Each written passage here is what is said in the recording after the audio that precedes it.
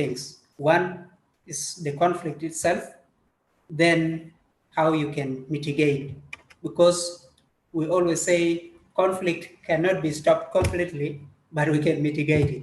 So it can be easily minimized. So once again, I welcome you to this very session. Let's continue with this. This is I am a trained. We are called TOT. We are trained by Waitika Peace and Development Initiative, South Sudan. So this is my email and my contact. If there is anything maybe you wanted us to have a conversation on, you can easily reach me. I am also a trained journalist. I am also a content creator. I have skills in graphics and even visual editing, and I am also a Wikipedia writer. That is briefly about me. This is the basic content that we are going to look at, but I had wanted to know maybe what are your expectations. But maybe to grab the time, these are some of the basic concepts of conflict. One, we will look at the definition of conflict itself. We always have the way how we understand it from our own perspective, leave alone the conflict that we define it based on the definition of the English or of the white people. We have our own definitions from our own cultural backgrounds. When you look at how someone from maybe Lake States define it in his or her own language, you'll find that it has different meaning, but it is reflecting the same information. The same to people maybe from Eastern Equatoria when you ask someone to define it in local language. By the way, do you know that it is one of the most difficult things, like to define this or to get this word in local language? You translate it into local language, then you define it according to the local language. It is one of the hardest things, by the way. I did try. I almost suffocated. So we will also look at the origin of conflict, where it originated. So we will also look at the sources or the causes of conflict. We have various ways of, different causes of conflict, but there are very few that are considered, and they are being categorized into different parts. We'll also look at the characteristics, the significances, how does it appear, like what shows that there is a conflict.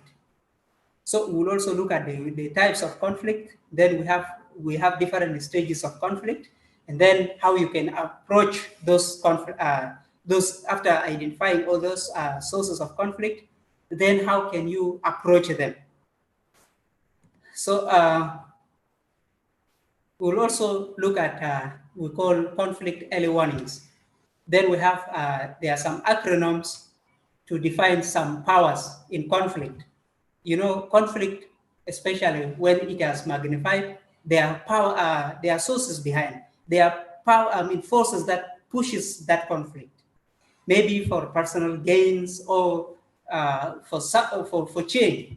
So there are different analysis that are always done. So we'll also look at the conflict analysis itself.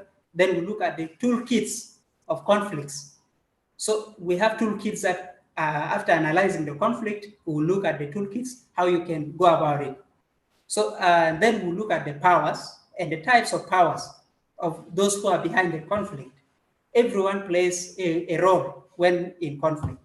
When you look at the conflict, the major forces behind it, the powers that they hold, it is what determines the conflict. We'll also look at basic concepts of violence. So we have conflict and we have violence. So we'll look at some of we call it the violence triangle. So there are some triangles that indicates violence. We'll look at the types and the effects. So we'll also look at the basic concepts on peace, I think that will be maybe the next session. So we'll look at conflict management.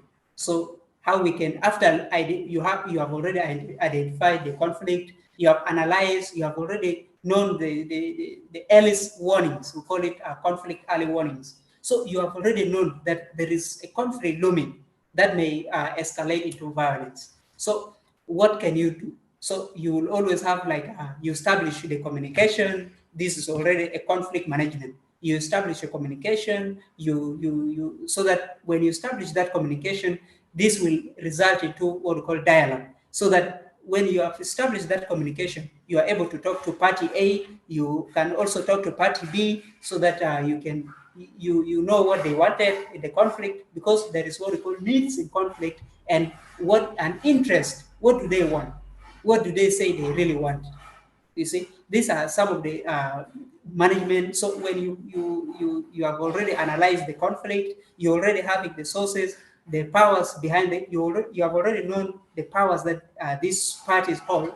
Then you can now you know how to go about it in management. So you can introduce the dialogue after you have established the communication. Then you also when you have already started the dialogue, then you go to what we call the negotiation table. There is pulling of ropes there. So this one says I wanted A, B, C, D. The other one says I also need A, B, C, D. This is where stages like compromise, the appeasement will always come in. So this we'll all look into that in the due course of the webinar.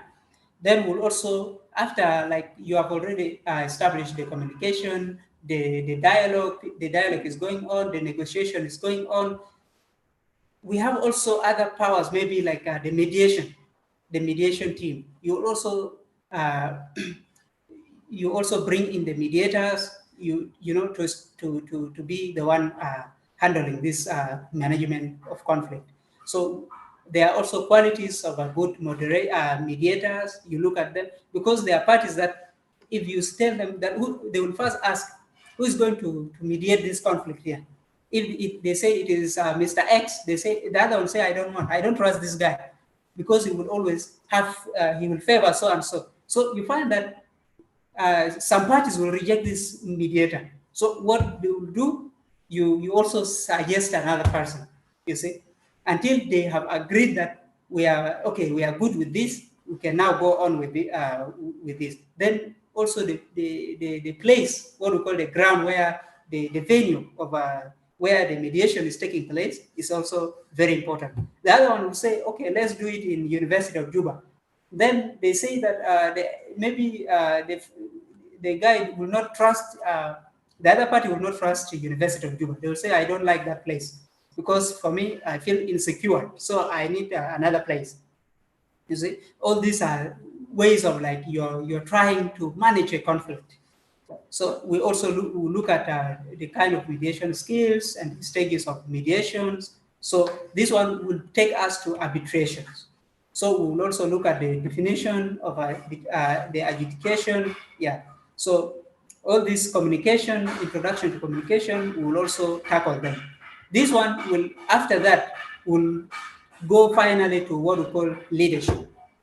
So there are theories of leadership, the leadership style, the qualities of leaders, the introduction to human rights. So these are basically the content that we'll tackle within the 2 days.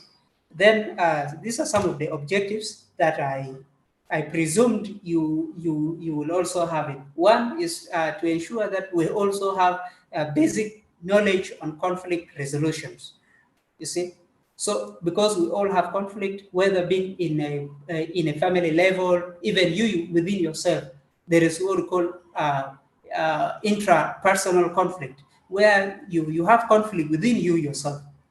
You see, so we'll look at it so that we also know how to manage conflict within our circles, whether being in the family level, in within ourselves, within the places of our work, schools. All these are some you need to have the basic skills on conflict resolution and mitigation.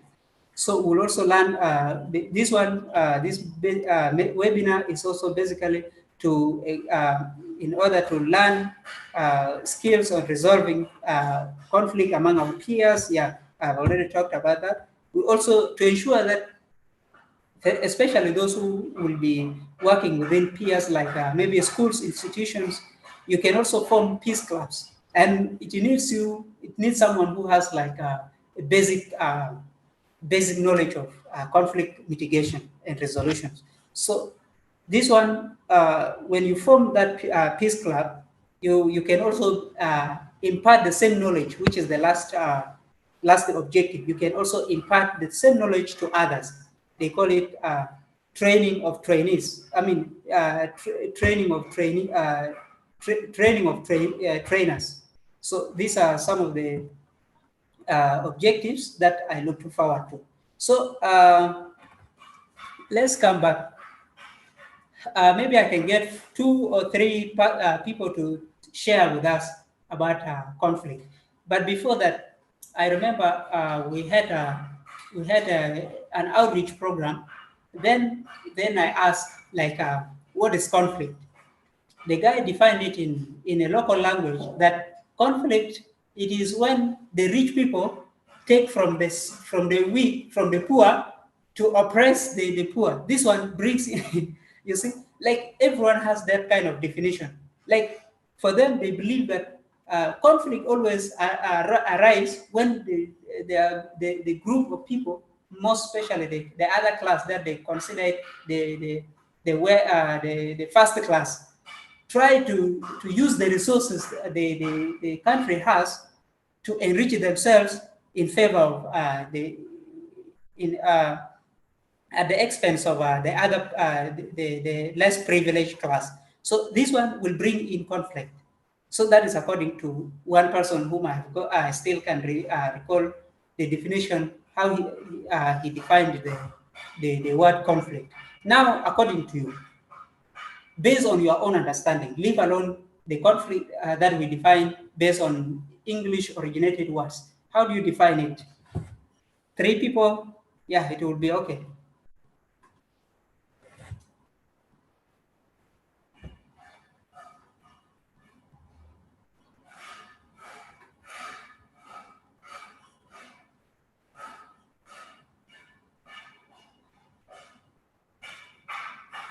Is there anyone online?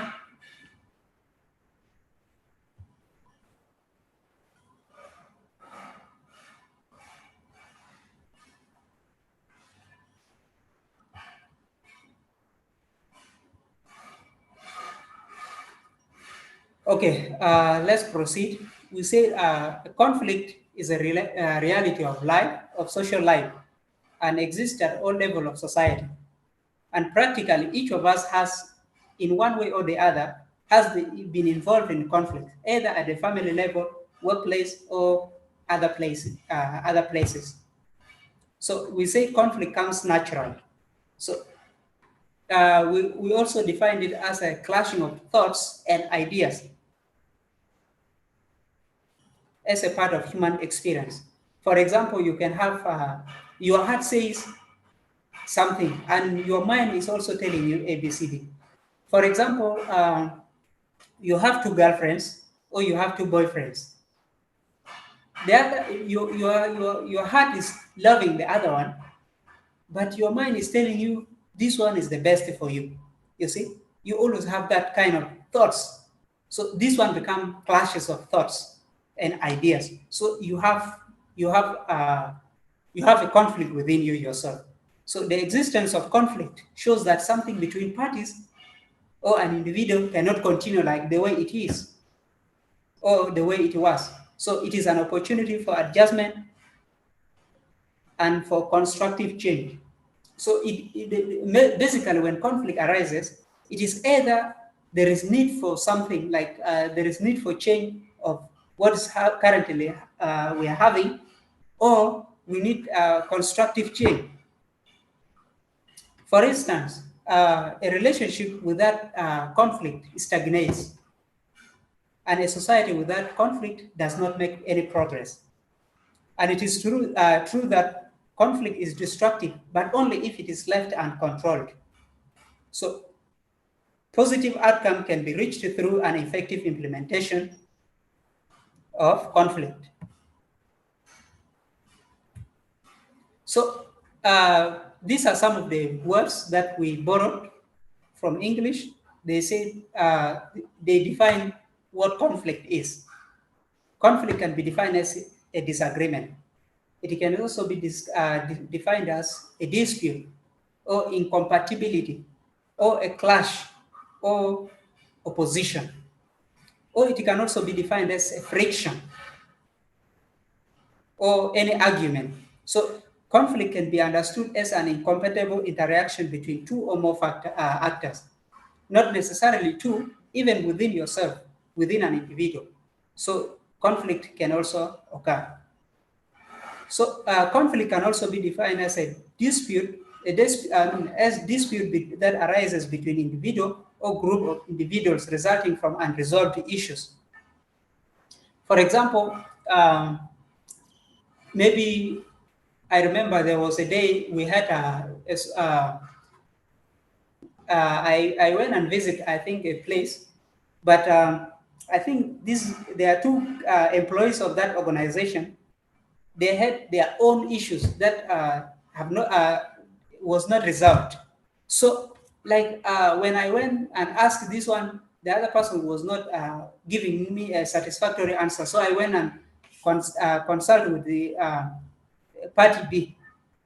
So in the process, the other person became angry because I talked to the enemy, and they always say the enemy of my enemy automatically becomes my enemy, and a friend of my friend definitely qualifies to be my friend. So I became I became like an enemy to one person. So that person, the way reacted to me, it was not easy. So the guy, the person started insulting me, and like I was even surprised, like as if we never had any issues. Moreover, because I've become like an enemy to his enemy, so I become a victim because these are people who have their own unresolved issues that blooming there. So it has not been resolved. So what is the difference between conflict and violence? So we say conflict, it is an argument or dispute or clash of thoughts or any disagreement. You have seen in picture A. This one simply means these parents, like these married couples, are arguing seriously, but the child, which is causing like a discomfort to the child. So in picture B, this is what we call the violence, where somebody has already started using force. So they are using now force to express their their discontentment. So they are, if something like they are not contented with, so they become violence. They use force now. So we always need to make sure we avoid issues that can escalate from conflict to violence. So let's look at the origin of conflict. That is according to Julia Kwan. That is a Nicaraguan peace researcher. States that problems and conflict can easily arise as long as needs of the people are not met. We say conflict arises from unresolved crisis, unresolved conflict, or problems, or unmet needs. So these four things can always bring in conflict. So in that the explanation to that graph, that the escalation from need to violence is by no means automatic. So, but it can be interrupted at any point. If you have already spotted this kind of the conflict, that conflict can easily be interrupted. There are some procedures when you wanted to interrupt such kind of conflict before it escalates to violence. So the earlier we intervene to stop the escalation of conflict, the easier it will be to prevent such violence. So when conflict has already reached the stage of violence, then you people, the parties need to be given time to calm down. But so, as their emotions might still be higher with the hopes for revenge. For example, uh, maybe your kids at home, or your brothers, the younger kids, or maybe your friends, they had their issues and they started fighting.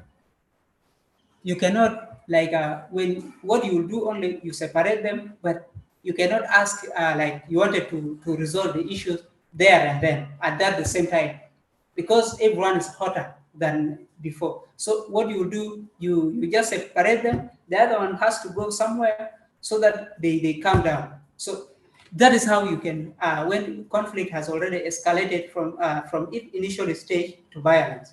So when conflict has already reached that stage, we say, and there, this is why sometimes intervention is done by force, especially when you are separating.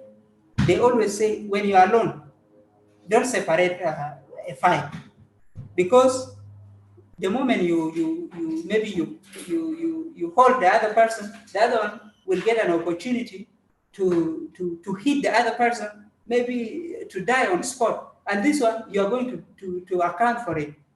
So we always wait until maybe if there is any other person, so that we go violently, you separate them, and I think that is how you can always intervene in such situation. So uh, so we said, this is why sometimes intervention is done by force. Intervention is done by force only to avoid further damages, injuries, or loss of lives, but without addressing the conflict issues in any way. Yes, that without addressing the conflict itself. So you leave the issue the way it is. So this may need to be done later after recovery from immediate harm of experience. So let's look at the types of conflict. We say we have the intrapersonal conflict. This is the conflict that occurs within oneself, within inside you, within your mind, when your mind clashes with your heart, because what the heart desires is different and what the mind sometimes needs is different. So within the same individual. So this brings in the issue of psychology. So it is psychologically involves the individual thoughts, values, emotions, and principles.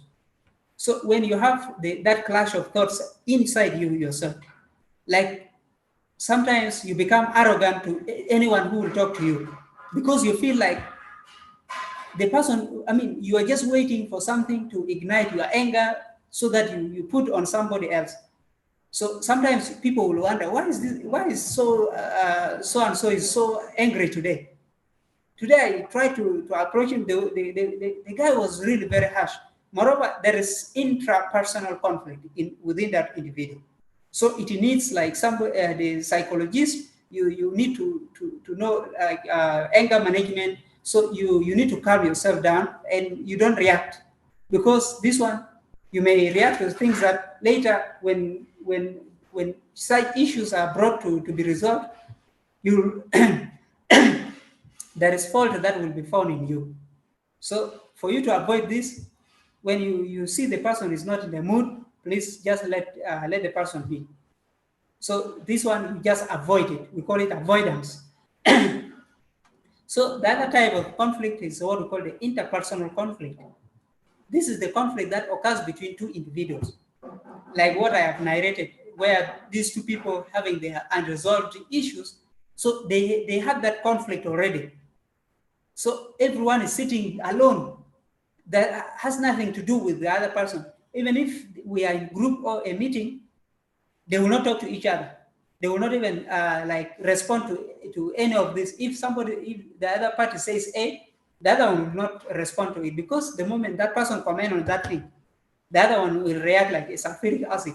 So this is what we call the interpersonal conflict. So the conflict that occurs between two individuals. So we also look at intra-group conflict.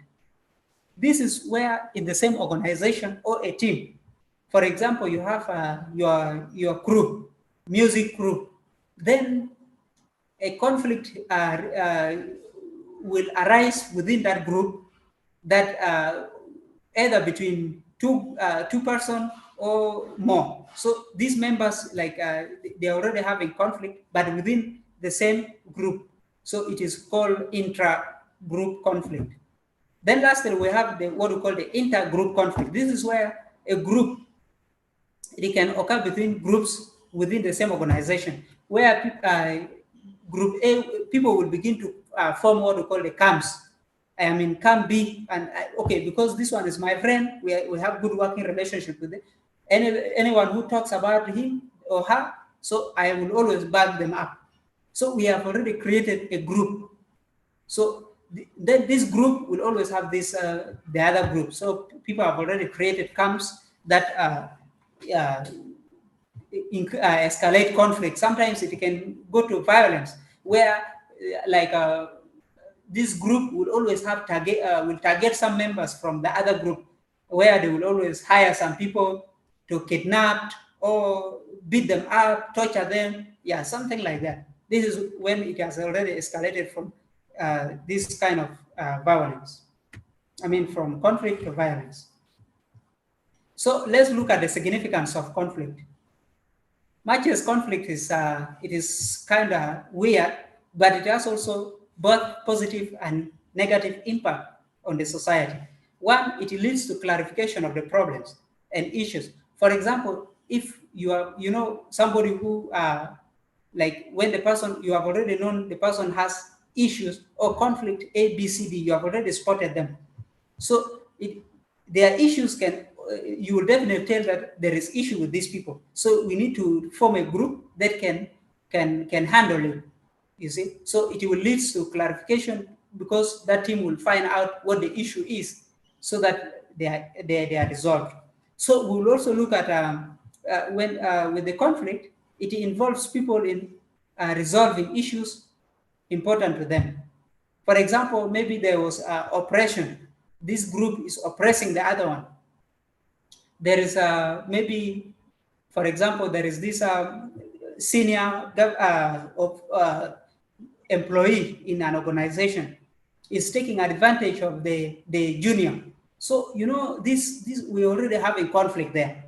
But when such issues arise, and they can easily be resolved. And that means it is this people will be able to resolve issues that are important. So we say it releases emotions, anxiety, and stress. For example, there are people, when they do not talk those things out, they will not be happy, and they feel like they want to die. They are stressed out, but if they speak out, they get relieved from this kind of emotions and anxiety. And when they talk like that, they can be they can easily forgive, and issues can be easily resolved. It also brings about progress. When issues have already been resolved, people can move on, because we look at other things now. So what can we do? What do you think? People will always come up with these solutions that will prevent further conflict. But the negative part of it is that it always causes division when they are not well handled, and when they are not handled in real time. So it also leads to harmful behavior, such as the fighting, the kidnapping, the torture, and among others. Even can lead to loss of lives. Then it also leads to bad reputation. For example, members of this crew or organization fights. This one leads to bad reputation. I remember there are these. Let's take the example of this music group, where when there is a team, a crew that has maybe 3 members, when a conflict arises there and they get divided, it shows bad reputation to the crew. So lastly, it also takes away attention, because you people will be divided and you will not be in position to handle important matters. So what are the causes of the conflict, or the sources of conflict? So conflict has been, you can always remember the sources of conflict using these acronyms. called SRIF. SRIF stands for structure, information, relationship, information, and values. So let's look at the first S. So when you look at this first S, which is the structure, that conflict can be caused by what we call an equal and fair distribution of power or resources. So, for example, in a geographical environment, like maybe this place has been built better. Let's take example when Sudan. I mean, when South Sudan was still part of Sudan. When you look at Sudan, it is well built, has tarmac roads, but South Sudan has never had any. So the conflict became part, unbalanced and equal development become part of the causes of the conflict. Like people will be fighting that they wanted also balanced development, because these are resources that need to be used by the country. So it is also what we call the structural conflict. So conflict can also be caused by information. For example, lack of data, misinformation. So these information that are not well put, or poor communications of critical importance, and clear communication, gossips, and even false stories can lead to conflict. That's why we have a 2-on-1 check trying to come up with, trying to train people on misinformation and fact checking. So this is very important, because there are information that can be used just to tarnish the other person, and because there is no way we can clarify, there is no any organization that can clarify the kind of conflict that we have, these people will react negatively. For example, if you are married, and your wife, your husband started maybe moving around with for example, let's take the husband. When you are married, and then your husband goes out with the friends, and the friends maybe, sometimes they are not, they are people who are very stubborn. They will give false information about your wife. This wife of yours, auntie, it is has this story A, B, C, D. Then for you, you'll definitely become angry. I know, because these are issues that, people, when they joke with your wife, sometimes it is not comfortable. When you come home, you come with a gloomy face. You cannot even talk. Like, you feel like, and just when your wife says immediately she receives 3 slaps at a go. So, like, this kind of information, you have not even asked for clarification or something. You decided to take it like that. So these are some of the causes of conflict. Now, relationship. How can relationship be part of, be cause of a conflict? Relationship, like, there are people who have, like,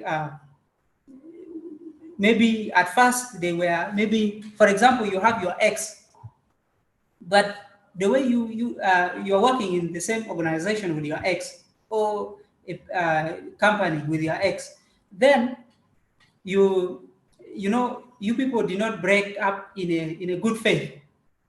There is still a revenge looming. So maybe your ex is now in a higher position, but for you, like, this kind of relationship, it is not going to, but the people will always keep that, like, they keep calm, but you will always know that there is any slight mistakes, the person will take it as a revenge strategy. So people will always be working that kind of relationship, and also, like, people will not have that kind of good relationship, and not in every team that people have good working relationship. There is always those who will not like the way you do your things. So it becomes part of cause of conflict, So let's look at the interest, causes of conflict. interest becomes, because there are people who always benefit from conflict. They wanted something like this, but because they are not getting it, so they will always like prefer their issues to be addressed, and they will always cause that grievances and conflict. So lastly, we have what we call the values. With the values, you know, for example, we take the conflicting beliefs. Maybe when you look at maybe someone from Muslim, and maybe the head of the state is a Muslim, and he seems to be favoring like people who are Muslims. Then the Christians will feel like they are being neglected, so they will always have, they will not be good with that kind of leadership. I think what made during the Nigerians elections, what made this Bola Tinubu to win is because of religious background. You know, when you are doing campaigns, when you mention things to do with religion, be very careful, because Nigerian has the largest population of Muslim community. So the other guy was trying to campaign in favor of Christians. So people begin to say, this guy, if he comes, we might be in trouble. So people will always look for a way, something that can benefit them. You see? So all these stages of conflict, we have they have been summarized into like the pre-conflict. This is the period where people still they do not notice like whether there is a conflict or not. People are just there quiet. They have their own conflict down there, but it is not noticed. You find them, they are always called toward each other. Then they are waiting what we call the triggering events. So any slight mistake that you step on someone's feet, boom, that is the explosion of the conflict. You'll find people will take it immediately to violence. So the difference between the parties affect how they relate to each other. So we have the escalation. Hostilities deepen and others are drawn into conflict that becomes adversarial. So we like this instance where the friend of my friend is always my friend, and the enemy of my enemy definitely become an enemy. This one always escalate the hostilities, and it deepen like the kind of conflict. From conflict, it will escalate to violence. You know, when people giving pressure, supporting, we will back you up. This kind of backing up will always like it will escalate into violence. So this is the other stage of conflict. So we say, and there are always those within the parties who have interest in keeping the conflict flourishing. You know, there are those supporters within those who are always supporting you, that we will back you up. There are people who are always having interest, maybe because they will benefit from that kind of conflict when it continues.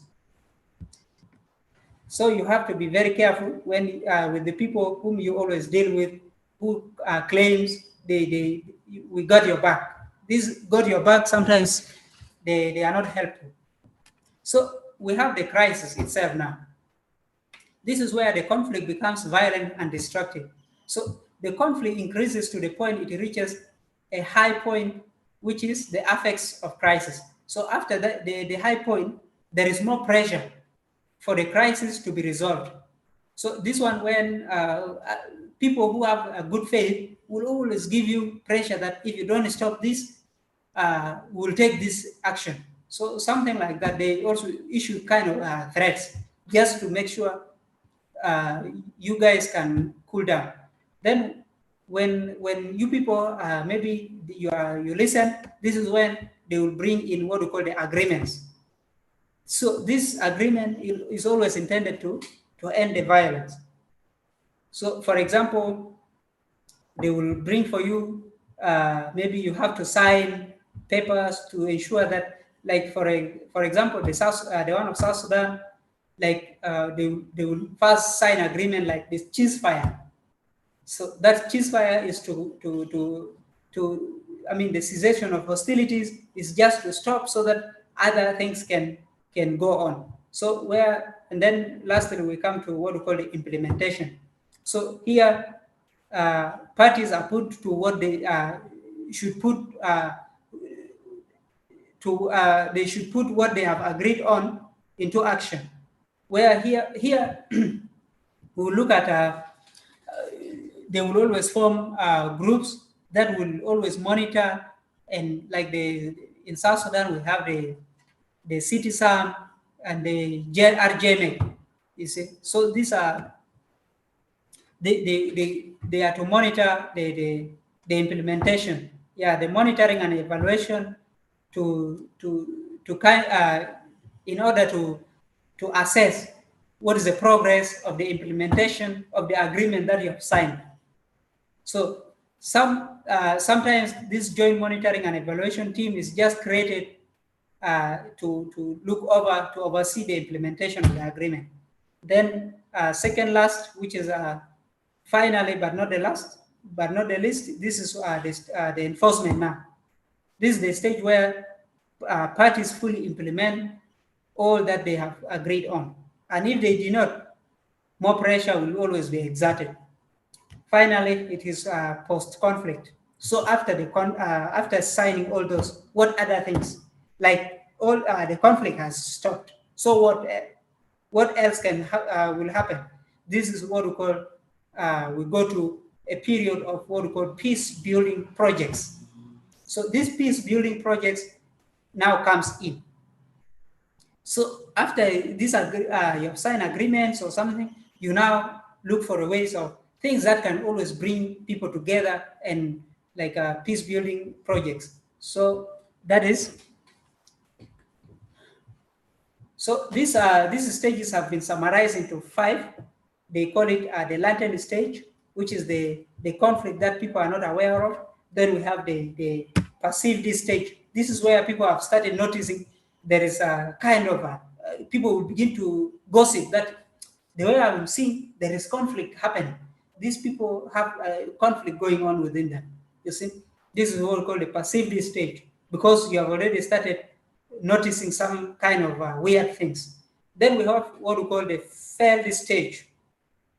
So this felt stage is the stress and anxiety that are felt by one or more of the parties due to the conflict. So people always, the common people around you are the one like feeling the pressure.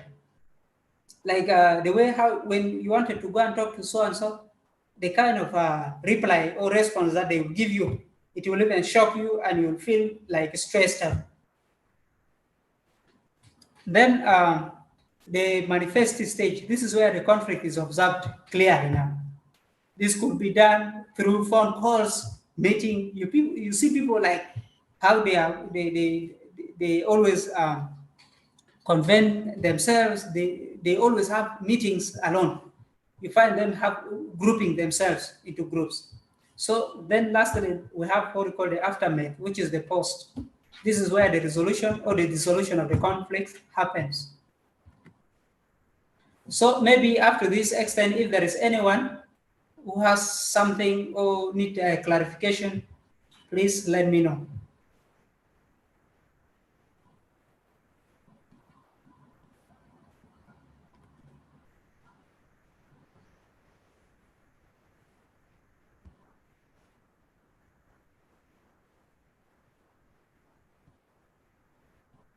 No one? Okay, let me proceed. So this one, this one will lead us to what we call, you have already spotted the conflicts, you have already noticed something is wrong. So how do you approach this conflict? What are the approaches? How do you approach? So this will bring us to what we call the CACAPs. This acronym is just to respond to conflict. So the first C stands for competitive. This is where the parties have different interests or needs, and they compete to win them. So when you ask them, they wanted the outcome to be a win-lose. That means they should win, then the other party loses what they wanted. That is according to them. So another approach to conflict is avoidance, staying away from the conflict. I mean, from dealing with the real issues. When you see, when when you are trying to talk to somebody about this, they will say, no, no, no, I cannot talk about this. You see, they are trying to stay away, avoid the dealing with the real issue. So it is also one of the approaches to respond to conflict.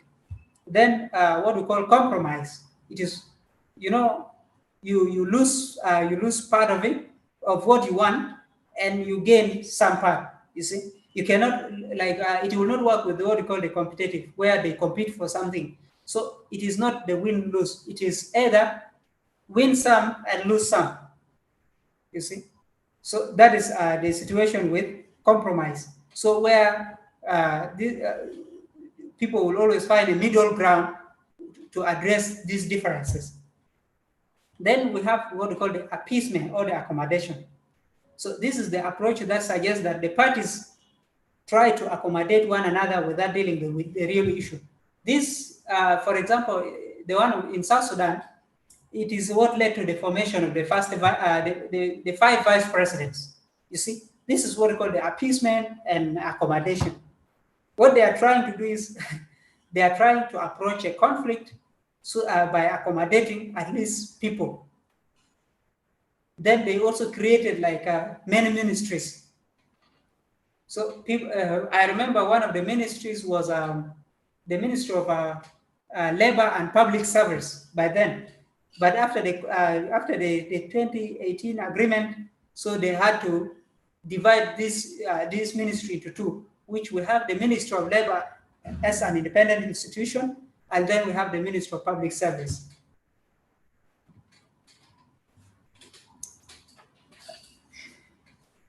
So lastly, we have what we call the problem solving, which is the collaborating. So this is a joint solution focused on approaching to end the conflict. The outcome is always win-win.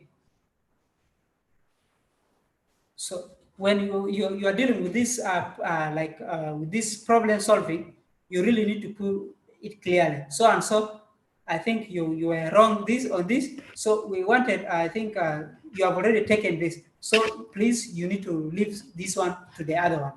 You see, because this is actually the real issue that caused the conflict. So what about the conflict early warnings? So if there is effective preventive strategies rest on three principles. One, the early reaction to signs of troubles.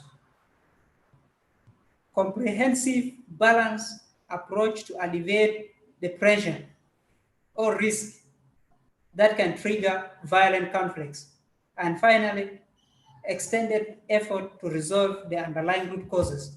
So the goal of early warning is to burn from a hope to head off conflicts.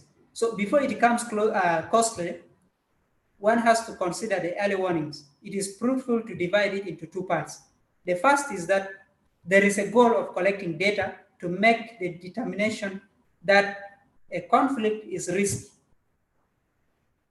So actually, prior to this, determining what the important variables are to be monitored, this is the list of the variables.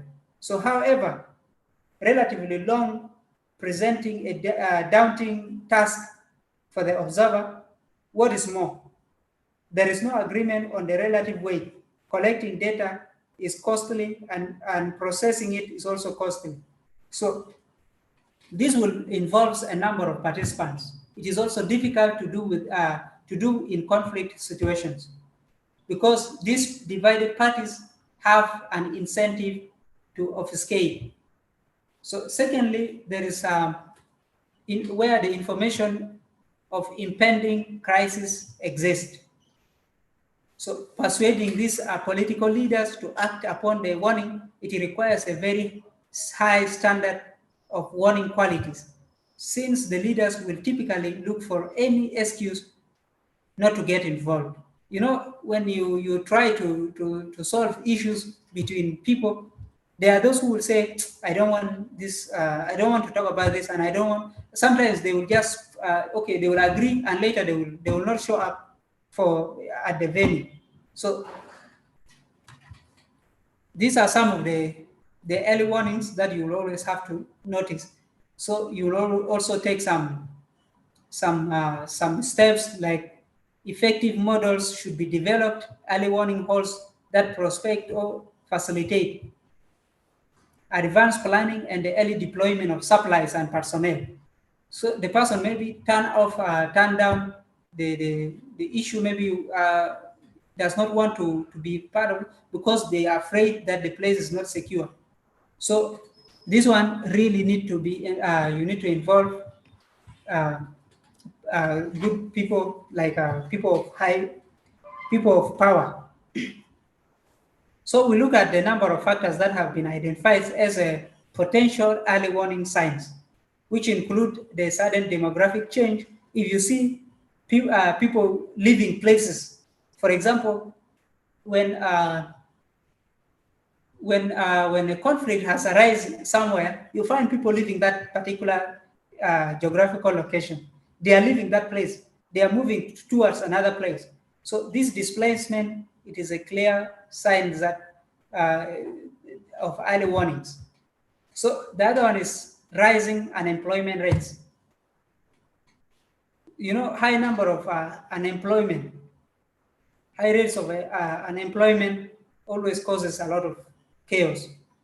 So when you see like many people are rendered unemployed, like companies closing down, they are closing down because they are shifting to other places.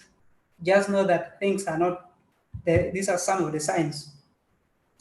We have the economic shocks or the financial crisis. These are also signs of conflict.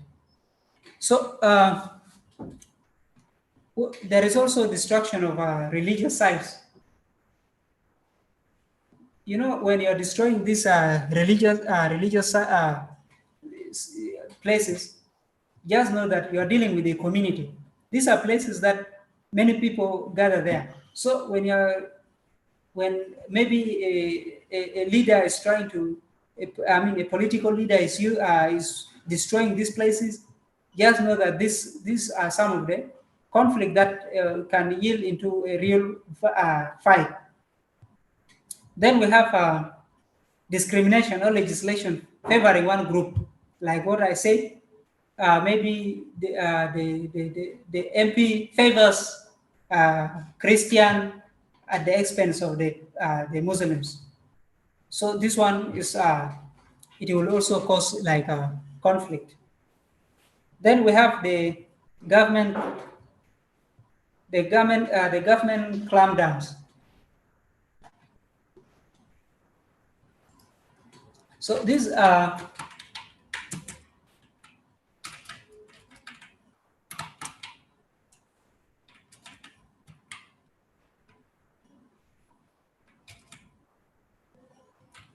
these government clampdowns.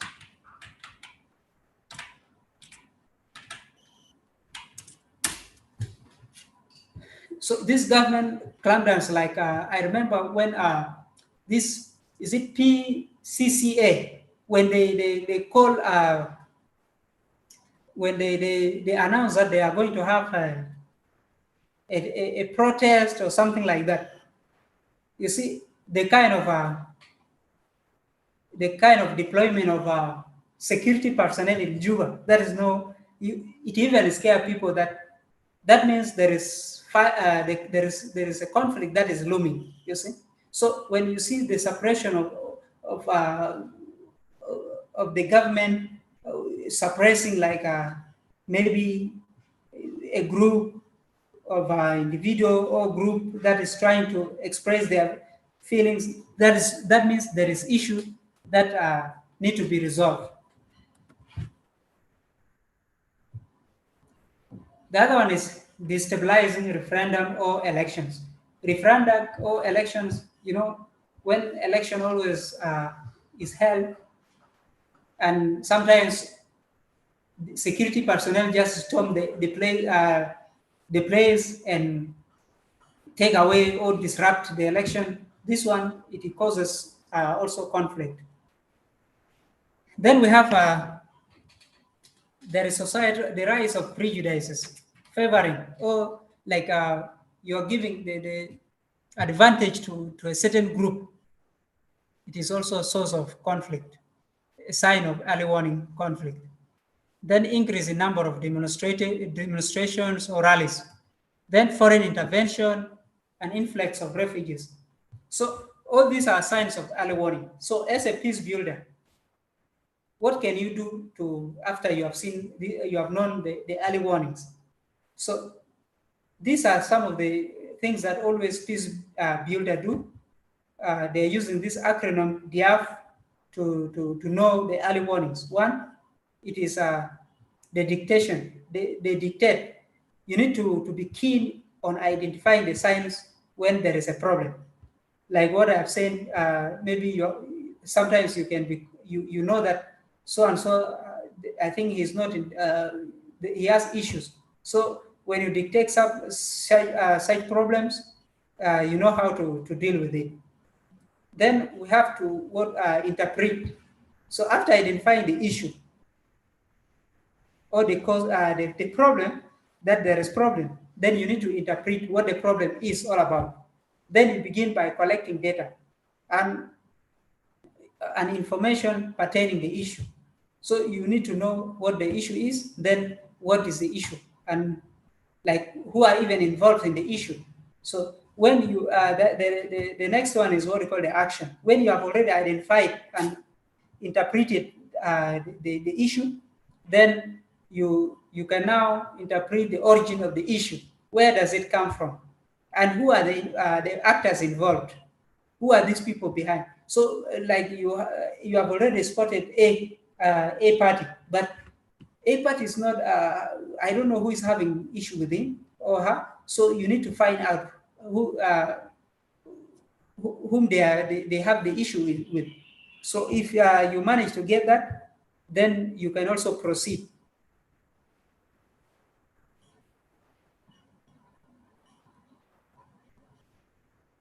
You can now proceed to take an action. This one, which include finding ways to end the issue. How can you bring them so that it does not turn violent? So the last one, it is the feedback. So after taking the action, you also wait for feedback to see the impact of your influence in intervening in resolving the issue. For example, you manage to bring you manage to consult some people, and maybe you people manage to go and resolve that issue. After resolving the issue, you should not just leave it the way it is. You need to make some follow up to go and find out how is the relationship now after the issue has been resolved. Is there any change? Is there any impact? So these are some of the things that you, as a peace builder, you need to follow up. You need to really make some follow up on regarding the issue, so that if there is anything that maybe they are still on it, it can still be resolved further. So let's look at the sources of power. So when there is violent conflict and real problems, peacemakers use access to the following as source of power. This will help them find ways to address the conflict. They are using the acronym by the name of PARISM. So this PARISM stands for the Personal, Association, Resource, and Information, Structure, and Moral. So the personnel, when you wanted to know the sources of power, for example, you have identified the two parties, they have issues. So you look at who is having power, the personnel involved in that, the actors involved in that conflict. You look at who is that powerful and influential person that you have within your locality. So when you wanted to solve these issues, like you always consulted these powerful people. For example, you always bring in you bring in maybe a religious leader or maybe a county commissioner, even the governor.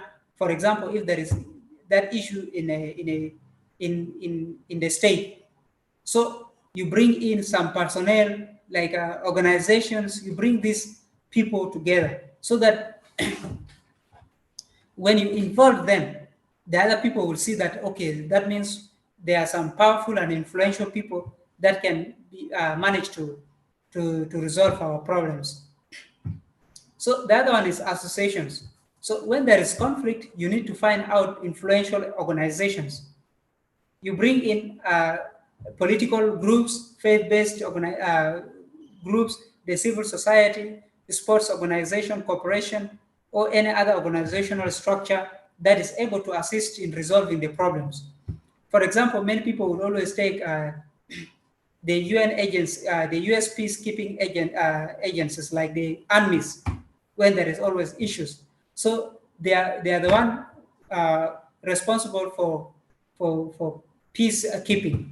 So when you involve them like that, you find that at least the issue can easily be resolved.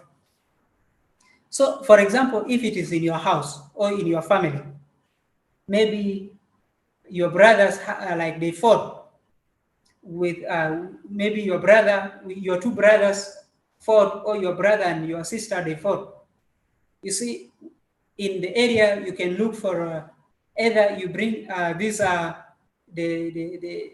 the Shekal Hilla, this the area, the chief area. So you bring him on board, you consult him, you say we have issues in the house, and I think it need to be resolved. So when you bring in that person, like some people will have that kind of respect. But when you're approaching it like as a family alone, sometimes this person will ignore all what you're saying.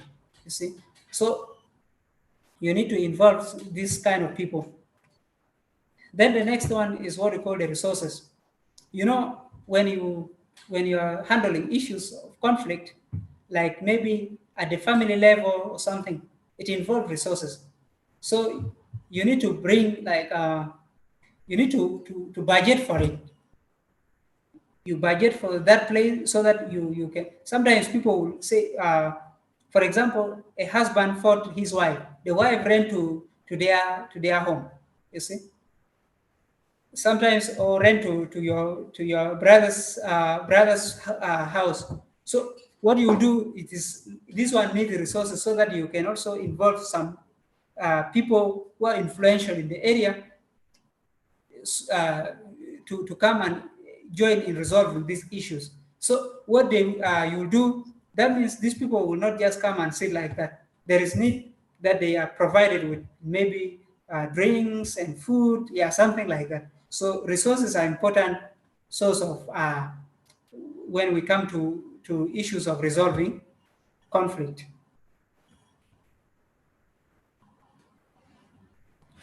Then information. So when dealing with with the conflict, you make sure any form of communication or content about the conflict must be ethical, accurate, and factual. You really need to do some research, whether to find out whether there was a conflict between these two and how was it handled. You see, yeah, you really need to dig deeper. Is it the first time? How many times? And how was it resolved? What really happened? You see, those are the questions that when you are dealing, when you wanted to resolve it, when you wanted to like handle issues, you need to to dig deeper. You do some research so that when you go, you already have information. You look from both sides. You find the information from both sides. This one might tell you something that maybe favors him or her. but you need to also go and cross-check there, find out what the issue is. You see, information is very, very important in conflict mitigation and resolution. So let's look at structure. When dealing with conflict, you need to find out a formal arrangement through which power is used within a social setting. For example, state organs or institution or cultural formation with formal power to resolve. You see, for example, in my village, what they will always, because the female has no, they have no powers. When there is a conflict like that, you need to consult the chief area, to know the kind of structure. Who is the, like, when a conflict arises here, who is supposed to be consulted, because there are stages there. So you cannot go and consult someone without knowing the structure of the social setting. It is very important. You need to follow the segment in line so that you don't bypass somebody, because when you consult this one, the other one says, why did you leave me out? This one will also become like the person will become like he has issues with you. You see. So you need to follow always like the right channel. You know the structure of the social setting, so that when you are doing your consultation, you wanted to resolve conflict, you know the procedures, who to contact, and when the person is absent, who is you're supposed to go to the next. So we have the moral. When there is a conflict, try to look at the spiritual or faith-based groups, or person, or religious or social cultural kind of people. So when you involve like priests or pastors, so these people, they are good in moral shaping or spiritual shaping. People sometimes they respect them. You see, sometimes when, for example, if we have a conflict, but when I see these people, I will have to come down and come and listen to them. So you also, this is one of the group that you can always, these are source of power when you are resolving conflict. This one will bring us to conflict analysis. Maybe we go to the conflict analysis. If there is a question, please, you can bring it on. If there is anything that needs clarification, please let me know.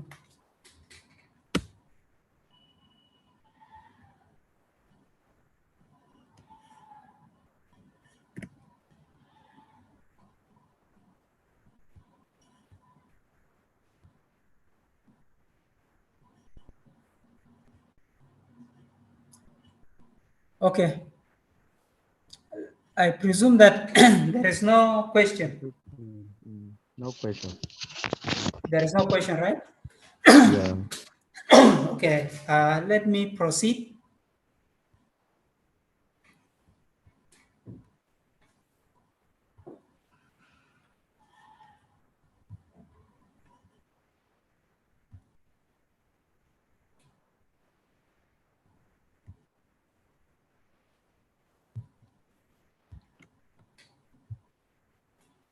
So we come to what we call the conflict analysis. You have already known. You have already known the early signs. You have already done your. You have already known the sources of power, whom to contact, like to consult when you want. You already have in those groups, and we also need to do some conflict analysis. So we say the conflict analysis is the structured process of analyzing and understanding the conflict itself. So when it focuses on the conflict profile, for example, let's take example of intercommunal conflict. Intercommunal conflict, it is a conflict between two communities. So maybe within a state. So in that conflict, maybe what you do is you carry out what you call the conflict analysis. You need to find out the profile of the two communities, and you look at the actors involved. With the profile of the conflict, you need to know how many. I mean, was there any conflict before? History of conflict. Uh, you also need to know whether there were some what really happened. How was the relationship between the two even before the conflict? You look at the relationship. Were they at a good relationship? And how many times have they had that conflict? You see, you really need to, so that you know, like, if it is the third time, that means there must be something. Then you need to know the actors involved. These actors, sometimes you need to know who was the, I mean, in the first conflict, who was believed to have been known that the person was the first to start this conflict. Because in conflict, there is always the spearheader. So you need to know in the first conflict who was the ringleader, and what powers does that person has, and what was the interest, what did they say they want. You see, these are the things that you will always find. What about in the second conflict? What about in this conflict?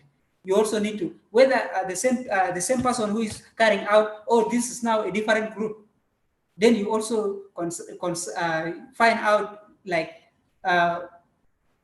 apart from this community, was this community also having a conflict with another community? Because if it is, maybe it is with the same community, what could be the issue? You see, this is what we call the conflict analysis itself. You do this kind of process, analyzing and understanding the conflict itself, so that you have, when you are like, when you guys are resolving the issue, you have like bunch of information, so that when you don't give like a maybe when you're resolving issues, when you're questioned with one thing, you'll be murmuring, you don't even know whether there was something like that. So we always have to do conflict analysis. For example, when you're appointed maybe to mediate the conflict, this is where you carry out the conflict analysis. You don't accept when you will not do conflict analysis unless they accept you to be the, I mean, you will start doing the conflict analysis when these two parties have agreed that you can be their mediator. When they have accepted, then you will start by doing this conflict analysis. You do all these necessary things. Then it looks, this conflict analysis also, it enables you to look at the analysis itself rather than the conflict. You analyze it and you know how to go about it. So conflict analysis helps helps in humanitarian and peace building organization. This, when you present this kind of conflict analysis to organizations, it helps them understand the context of the conflict, in which they can easily work on, and their role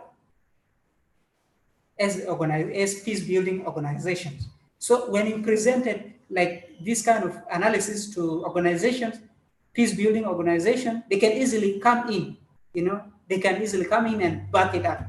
So too often, people often intervene in a conflict before understanding it. This one, sometimes you find that after the conflict resolution or something like that, within limited time, they are back to square one. Another fight broke out.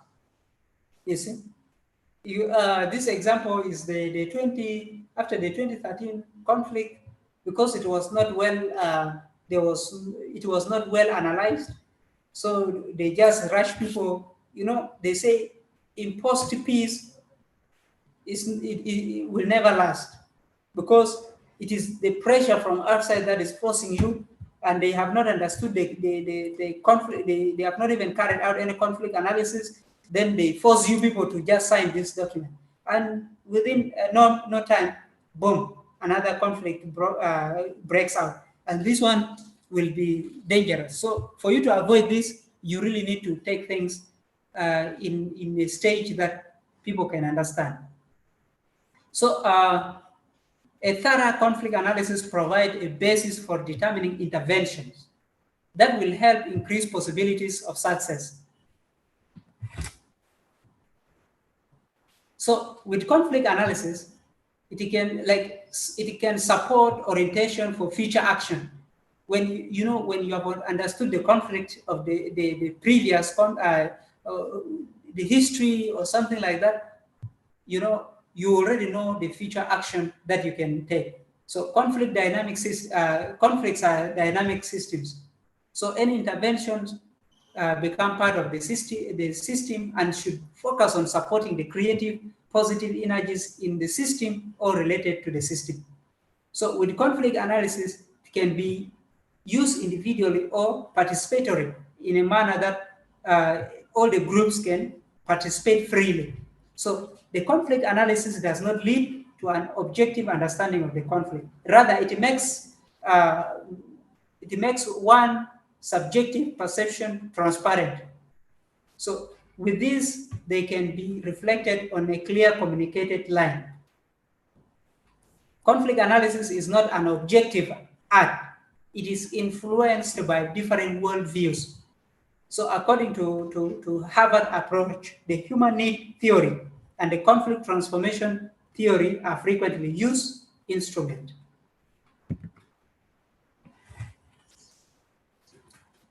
So why do you think conflict analysis is essential or important? One, it clarifies and prioritizes the ranges of issues that need to be addressed. Two, it identifies the root causes of the conflict and the contributing factors to that conflict in order to determine the appropriate responses. So when you have good analysis of the conflict, you can take the best measures to respond to such conflict. In addition, it also determines the stakeholders' motivations through an understanding of their interests, needs regarding the conflict.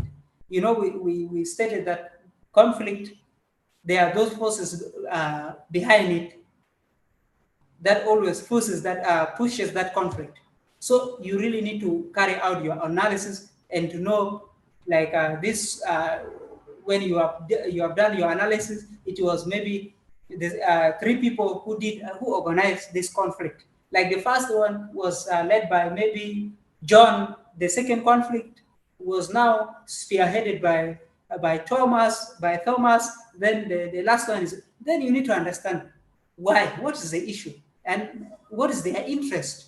What did the first group say? What was their interest, and how was it handled? What about the second? What about the third? That is how you keep on transitioning with the conflict analysis. So this will increase the understanding of the links between the broader social, political, and economic context and resource use in that conflict. So it also, with conflict analysis, it assesses the nature of relationship among stakeholders, including their willingness and their ability to negotiate with each other.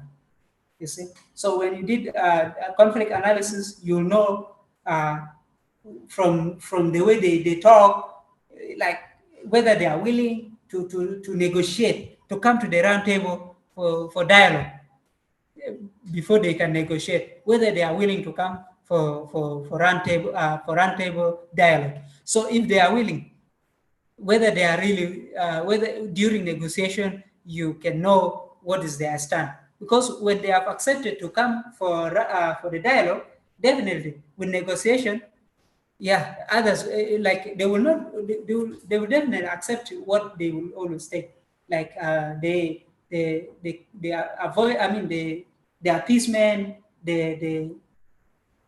those sources of conflict.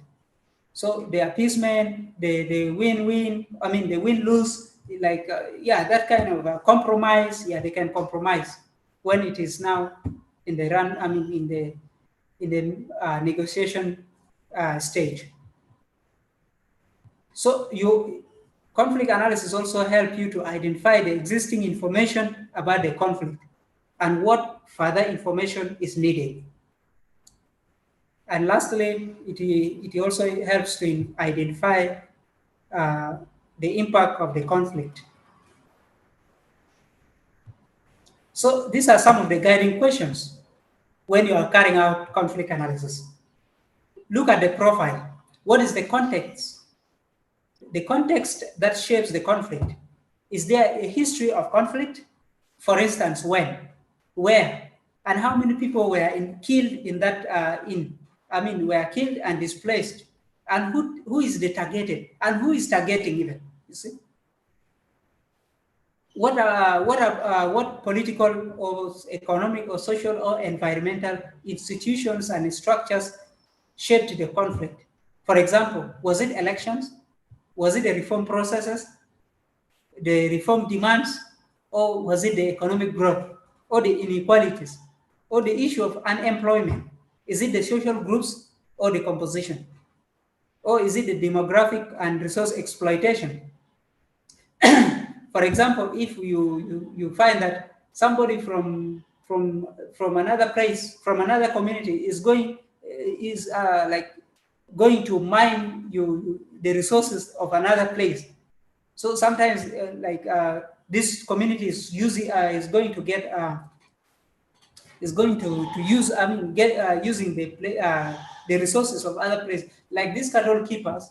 There is this place where especially the water points, these water points always brings in conflict between these cattle keepers. So you really need to know, is it the same issue or what another issue? So you also look at the actors. Who are the actors that influence the conflict? For example, is it military leaders or the commanders? Is it the criminal groups or what? And what are their interests, the concerns, the goals, or the hopes, or the fears? Because there are always fears when somebody maybe this one, when he comes, he will take my things. So these are already fears that are created. And strategies, what they always use, the kind of plans they always do. So positions, what is their stand? What do they say is their preferences? So what is the world view? What are their expectations and motivations? So you look at the autonomy, the history, the inequality between the groups. Then you look at the political powers. So how you can compensate them now. So these are some of the questions that you will always, they will help you carrying out conflict analysis. So the other one is like, what power do they have? Those actors. You can ask, maybe is a military general. So definitely he has the power to influence. So how do they exert that power? And what resources do they have? Or where do they even get the support? And who is giving them the support? Because there are people getting that support. When you see people prolonging conflict, you realize that they always have that kind of they always have support. So where are they getting that resources? So you look also you look at the power over corrupt justice institutions, the weapons and the capacity to damage structures. What do they have? The kind of weapons. So then you look at also what are their incentives and disincentives of conflict or peace. For example, who is benefiting and who is losing from the war economy? So you also look at the relationship between the actors. What are the trends? What is the strategic balance between the two between the actors? So you look at the capacities. Do they have? I mean, you look at what capacities do they have to affect the context? You know, definitely influencers will always have huge followers, and this one will always bring in, like, they can influence more. So who could be considered spoilers? Look at those guys whom the community always consider as bad people, because they are always like, they like bringing conflict. Look at them. they are called peace spoilers. These peace spoilers, I tell you, they carry more influence in the community than anyone else. So you look at them, don't leave them out. These are people that because there are people like, if these two parties are fighting, then there are those forces behind. Even if this one, the main principal wanted to accept the peace, the other one will say, no, no, no, don't accept this. If you accept, this one is going to be different something. You see, they are called peace spoilers. Even if you go to, okay, when you when you are negotiating, like you'll find sometimes they wanted to accept, maybe the head of the principal wanted to accept now, but they say, okay, let me first consult with my team. But when they come back later, you find that the tune that they are dancing earlier is different from what they are dancing to it now. You see, that means the peace spoilers have already gone and spoiled something there. You see, then this one has to be readjusted. So it will also take people back, and you also need to consider their views. So who exercise the leadership for peace and how? Look at the civil society, the religious leaders, the local justice mechanisms, like the chiefs. The chiefs in the area are always the judges. When they say ABCD, it stands. No one violates this rule. So look at the causes of the conflict. What are the structural causes? Look at the causes, whether it is unequal land distribution, the political exclusion, then poor governance, the impunity, lack of state authority. Then you look at what are the proximate causes of conflict. Is it the increased number of firearms, the guns, or the illicit criminal networks, or the emergence of self-defense? So you look at all those. Then you look at the dynamic, what are the recent and the current conflict dynamic trends? Is there any changes in the behavior? The conflict acts. So, but the number of deaths, and you also need to know the number of death that has, is there increase or decrease with the previous kind of conflict? Uncertainty about the succession of the president strengthen the party functionalism. The cash for disarmament, mobilization, that can fuel small arms proliferation. So what triggers the conflict? For instance, this one, was it the elections, or what, the economic shocks, or an assassination, or a coup, or is it a corruption, a scandal? Yeah, what scenarios can be developed? You look at that. Can the best case scenario, a peace agreement is signed quickly and conflict parties implement this ceasefire? Yeah. So the worst case scenario, you also look at the worst case scenarios. The local politicians mobilizing based on ethnic lines in the run of maybe they wanted to contest in elections, and political violence, the riots. So the increase where groups gather. So you look at, according to the viewer, dynamic result from the interaction of the conflict profile, the actors and the causes they can trigger by the event. So you look also at you focus on the dynamic that can help peacemakers to understand why and how the conflict is escalating or intensifying, or even decreasing, spreading, contracting in a stalemate. So, you just study all those ones.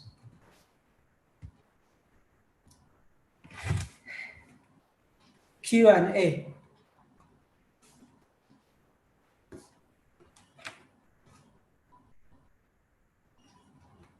Perfect. Thank you so much, Wani Yusuf. I would give you some 3 minutes to go grab a glass of water, as each and everyone takes another 3 minutes of break to reflect. And then if you have any questions, let's gather here at 45 minutes past 2, that is 15 minutes to 3, and then we can ask our questions. So let's take 3 minutes as a break to reflect. So let's be here at, let's go for a break, and then we can take any questions that we may have. Enjoy your break, guys. Meanwhile, we have put the attendance register in the chat box. Kindly register your attendance. I know it's been a lot, even for myself. As the presentation was going, I was reflecting on a lot of key things and how these things really, really work. It's very, very important for each and every one of us to play a very key role in contributing to peace building within ourselves first. First of all, you need to have peace within yourself. And then you can extend that to your cycle, that is your friends, and then your family, and then your smaller community. And then the cycle grows bigger and bigger, and then you see yourself making a very big impact. And then if you're not at peace with yourself, that becomes a very, very big challenge. So let's reflect and then come back with questions that we may have. Like I stated, just check through the chat box. You will see a link where you can register your attendance. Otherwise, thank you guys so much. And it's been an amazing session. I will just stop recording. Yes.